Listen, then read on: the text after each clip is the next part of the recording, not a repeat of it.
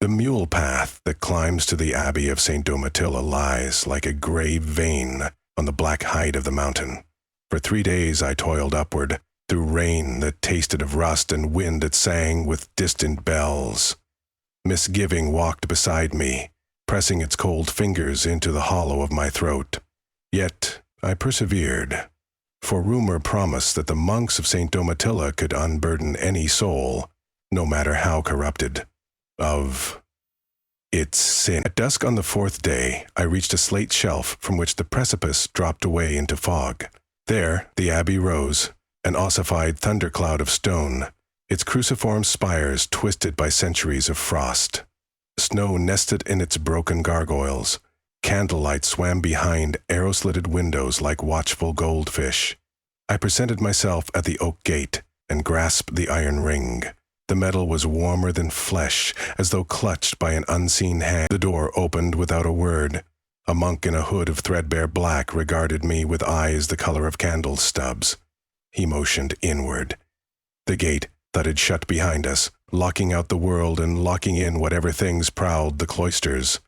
"My name is Brother Ariston," he said, voice as dry as vellum. "You have come to surrender what festers." I nodded, speech suddenly inconsequential.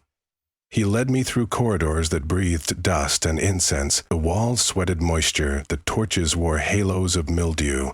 In alcoves stood innumerable glass vessels, phials, hourglasses, tall jars whose curves mimicked the shape of a torso.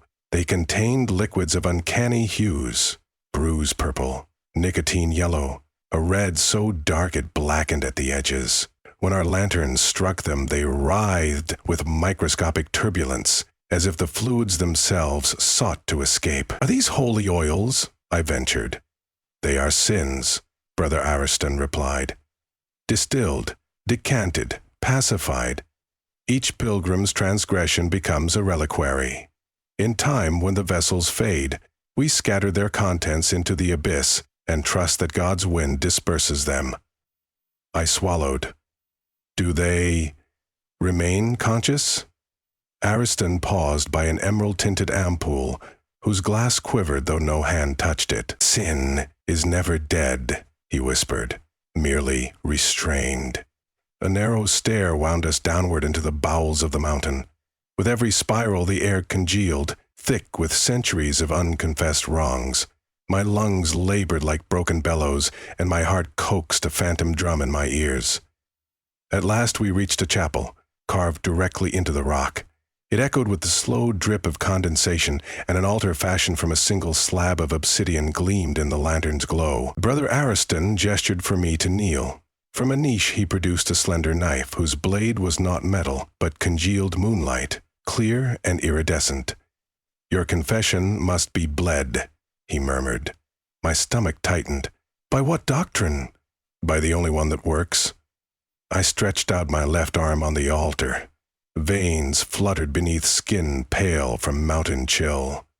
Ariston made a shallow incision across the wrist, and my blood welled. Yet as it surfaced, it changed, thickened into smoky threads, then brightened into coppery motes that rose from the wound like sparks. The monk held a globular flask above my arm. The motes swarmed into the vessel, gathering into a cyclone that resolved into a molten silhouette. The shape of a boy on his knees, hands bound. I tried to wrench my gaze away, but guilt pinned me. I saw again the alley behind my father's inn, the boy with glazed blue eyes, the brick in my hand, the blow struck in rage when he taunted my limp. I had buried the memory beneath 15 years of prayers and commercial success. Yet here it glowed, a miniature hellfire in glass. Brother Ariston corked the flask with black wax. At once, the weight in my chest lightened, as though iron bands snapped. Tears leaked, unbidden, from my eyes. I felt cleansed, hollow, disturbingly light. "Rest now," the monk said. "The guest dormitory lies in the east wing. At matins, we shall review your penance." He escorted me to a cell whose window framed only cloud. Upon a cot of straw, I drifted swiftly into sleep, empty of dreams. When I woke, The room was uncloaked in bluish pre-dawn. Something rasped beyond the door, a claw against wood, or merely a draught whispering. I ventured into the corridor to find its source. The sconces had burnt out, darkness pooled like tar. Yet a pulse of red radiated from below, calling to me. I descended stairs I did not recall seeing, drawn by curiosity, or perhaps by the vacancy where my sin once resided. The crimson glow issued from a crypt whose door hung crooked. Inside stood shelves packed with glass jars stacked 3 deep. Thousands of them, each held an animate sting, twitching like fish trapped in hardening resin. My own flask rested on the lowest shelf. A hairline fracture split its neck. I crouched in alarm. Through the crack leaked a rosy vapor that coalesced into fingers before dissipating. Across the aisle I noticed other jars bearing fractures like spiderwebs. Soft tapping reverberated, as if tiny fists pummeled their prisons. Footsteps behind me. Brother Ariston emerged, lantern high. His lined face looked drier, eyes rimmed with sleeplessness. "They should not crack so soon," he muttered. "Usually decades pass before the glass tires. Why are they cracking at all? The glass is made from sand of the valley and blessed with iron from the meteorite that killed a saint. Only mortal will can split it. From inside." His gaze combed the shelves. "Lately, the sins have grown. Restless." A jar detonated with sharp report. Shards skittered across the flagstones. Smoke poured out, twisting into a figure shaped like a matron clutching an infant. Its mouth was a black void from which issued a wail that froze my blood more surely than any blizzard. The hallucination swept through the wall, leaving frost spiders across the stone. Brother Ariston jammed a silver crucifix into my palm. "Return to your cell," he commanded. "Pray, do not open your door." I hurried back, stumbling. Yet when doors slam behind one, the mind becomes a furnace of conjecture. Around noon, a bell tolled for the midday meal, but no attendant arrived. I licked dew from the sill to soothe my thirst. Dusk descended. The corridor remained silent. Finally, I could endure uncertainty no longer. I slipped out. The air reeked of ozone and old milk. On the western wall bloomed a stain like ink swirling through parchment. A silhouette of a soldier impaled upon his own bayonet. It pulsed, then melted back into stone. A moan drew me toward the refectory. Inside, candles guttered in chandeliers, shedding confused halos cut by clouds of dust. On the long tables lay several monks, motionless. Between their palms and throats clung bruises shaped like phantom hands. Their jars, each monk possessed one, I now realized, lay shattered around them. Sins extracted and bottled long ago had returned to slaughter their stewards. I knelt beside Brother Ariston. His chest still lifted, feebly. Blood seeped from a gash across his abdomen, yet the wound smoked in a manner not natural. His eyes opened halfway. "Brother," I whispered, "let me help." He grabbed my sleeve. "Cellar," he rasped. "Furnace, only fire. Fire for what? For everything we thought we could master." His grip slackened. Breath rattled from his cracked lips. Then silence shrouded him. I closed his eyes. My pulse hammered with a brutal clarity. The monks were dead, their knowledge lost, and the sins would soon roam beyond the abbey. I envisioned legions of spectral atrocities sluicing down the mule path, infesting villages, nesting in infants. My own sin, newly liberated through its crack, would be among them, perhaps wearing the bruised face of that boy. Resolve hardened in me. I retrieved Ariston's lantern and the keyring from his belt. The cellar awaited. The stair to the undercroft descended beneath the chapel. Obligingly, the mountain opened its throat, exhaling air so cold my breath feathered.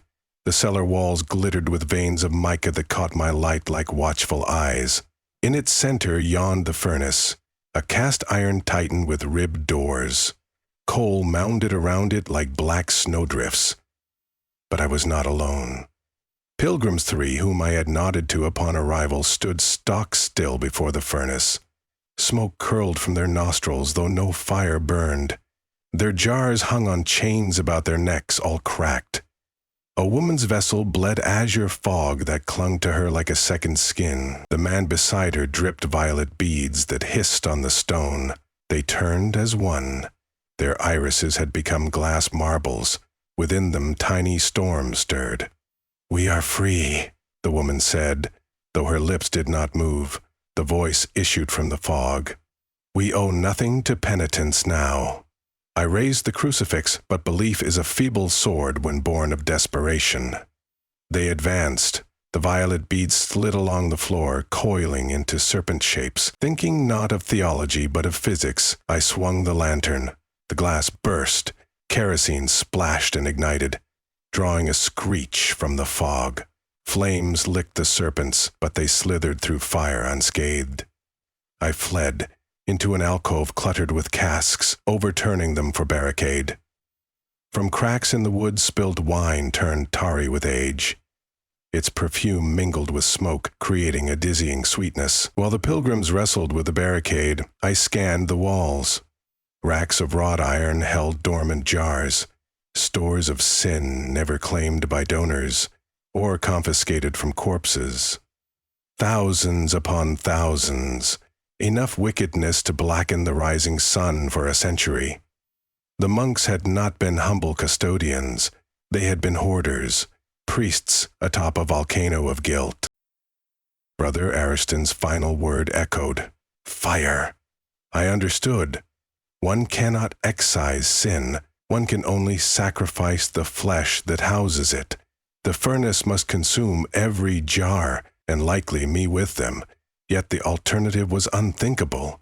I seized a coal shovel, swung, shattered the nearby racks.